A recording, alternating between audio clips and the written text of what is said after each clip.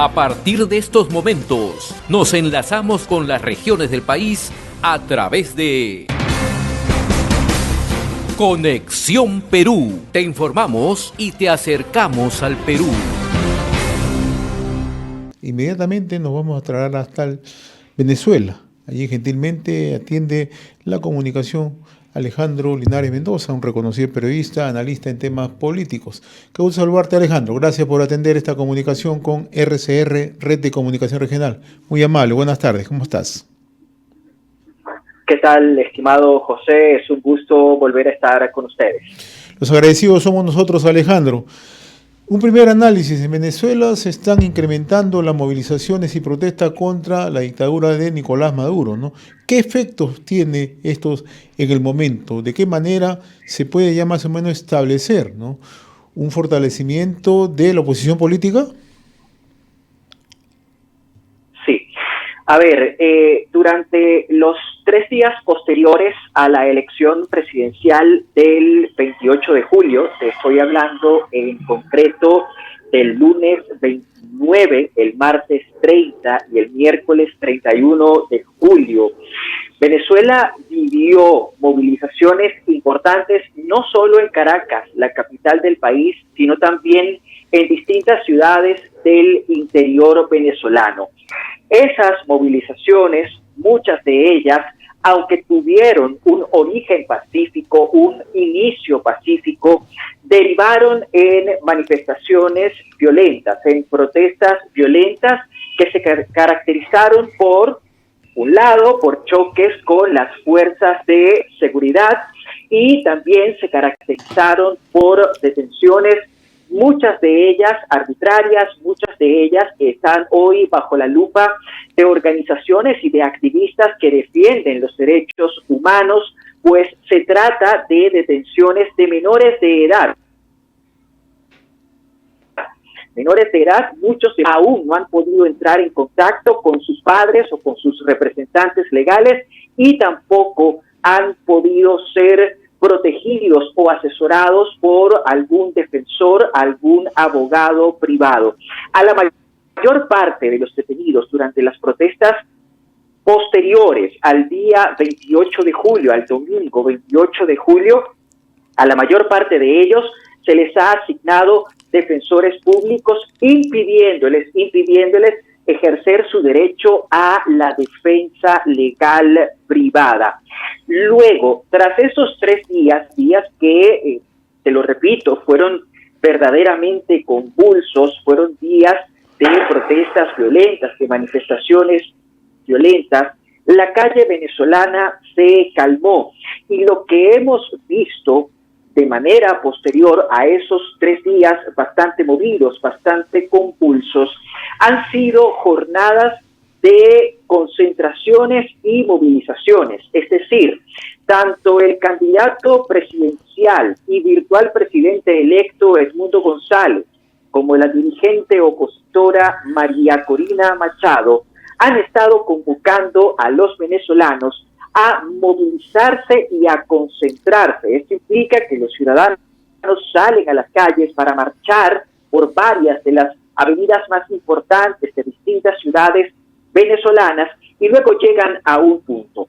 En el caso de Caracas, una vez que los ciudadanos han logrado llegar a estos puntos de concentración, en par de ocasiones estos ciudadanos han podido ver y escuchar las palabras de María Corina Machado, quien ha hecho un llamado bastante firme a mantener la presión sobre Nicolás Maduro para que termine de aceptar lo que ya el mundo sabe. Y esa verdad, esa realidad, es que la elección presidencial del domingo 28 de julio fue ganada por el candidato opositor Edmundo González Urrutia. Un primer análisis se desprende que la población ya le perdió el miedo a Nicolás Maduro. Sí, claro. De hecho, eso quedó evidenciado antes de la elección del 28 de julio, pero también después. ¿Por qué antes? Porque mucho antes, días antes, muchas personas que son beneficios otorgados por el madurismo se mostraron dispuestas a votar a favor de la oposición, a votar a favor de Edmundo González Urrutia, aun cuando reciben esos beneficios de parte del madurismo. Y luego, después de la elección del 28 de julio, también quedó demostrado que la ciudadanía venezolana le ha perdido el miedo al régimen o a la administración de Nicolás Maduro. ¿Por qué hago esta afirmación? La hago porque quedó evidenciado, quedó en evidencia que fueron los sectores populares, fueron los barrios los que terminaron bajando y terminaron tomando las calles, insisto, no solo de Caracas, la capital venezolana, sino también de otras ciudades venezolanas, para protestar en contra del aparente fraude que estaría intentando consumar Nicolás Maduro.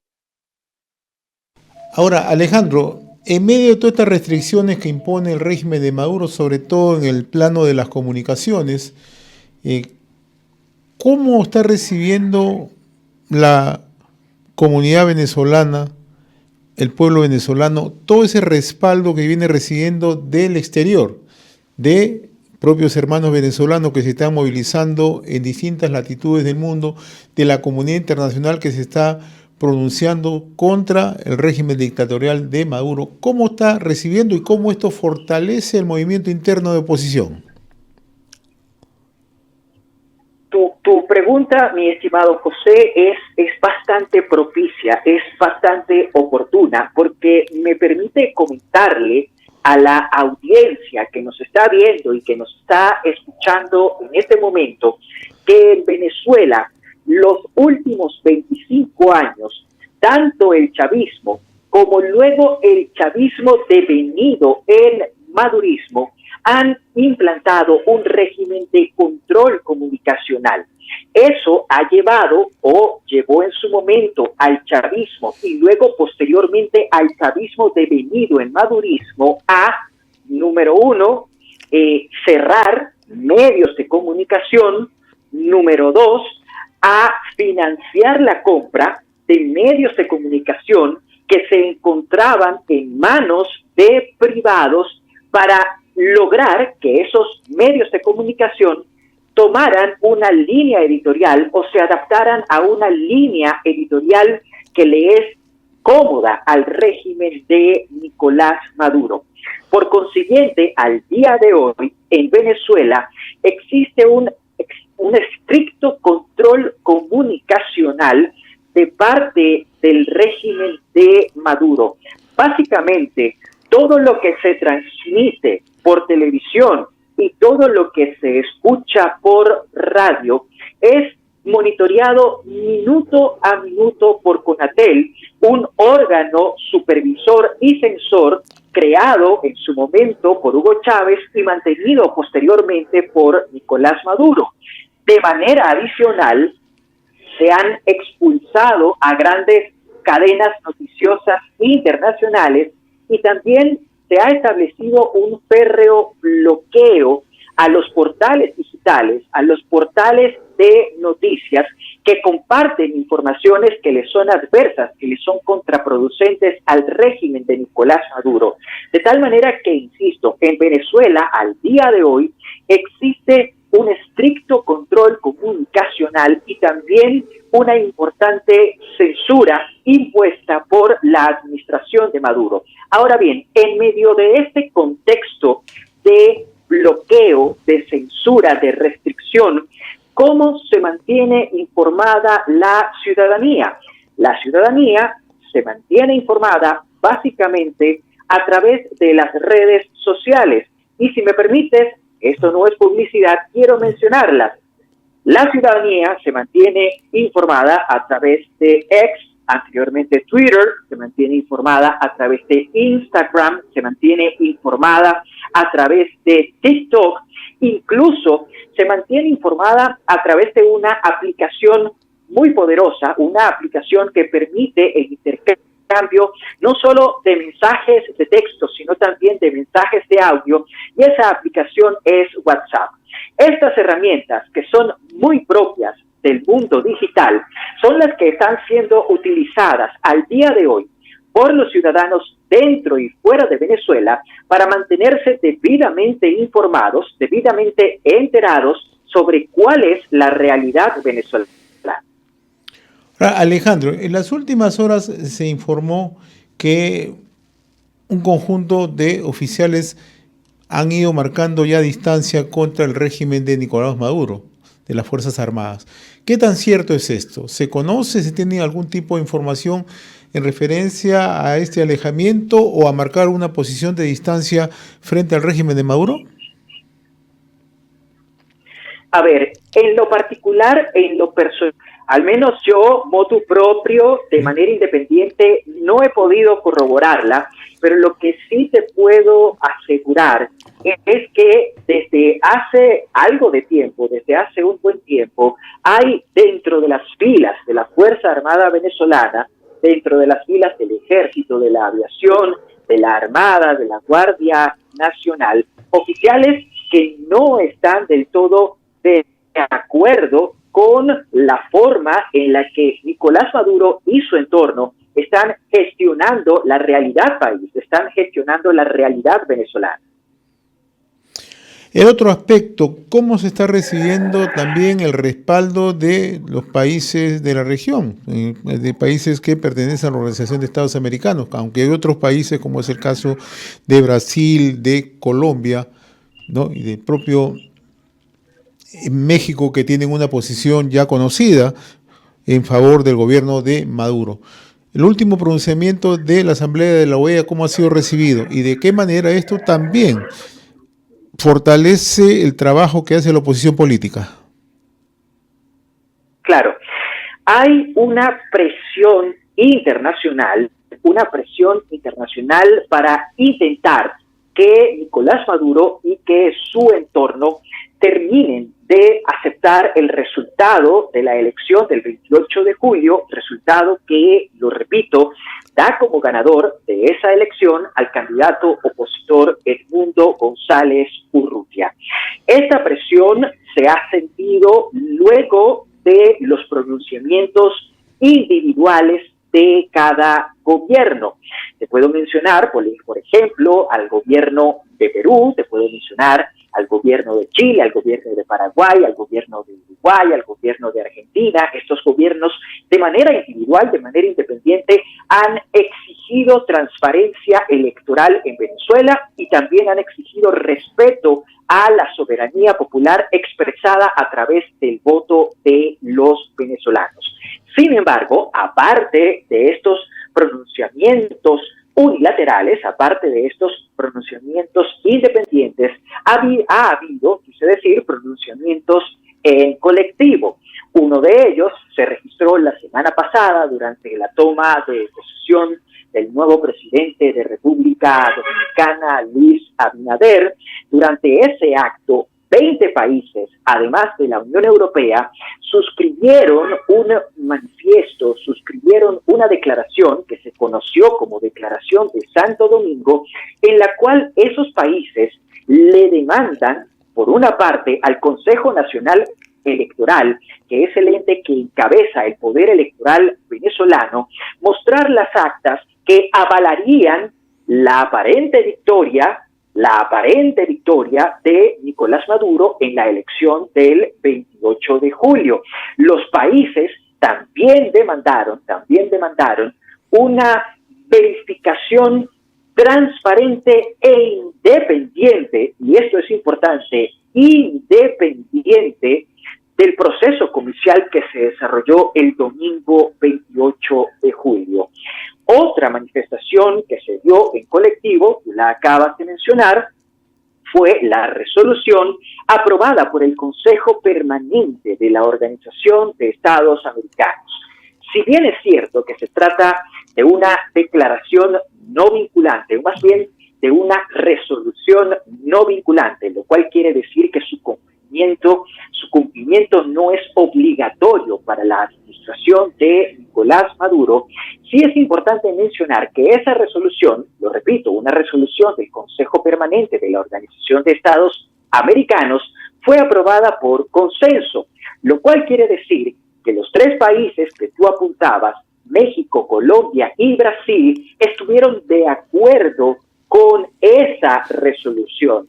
¿Esto qué te quiere decir? Esto lo que te quiere decir es que, por un lado, tanto México como Colombia como Brasil están en la misma línea del resto de la comunidad internacional. Es decir, ellos no le dan crédito a la versión de que fue Nicolás Maduro quien ganó la elección presidencial del 28 de julio.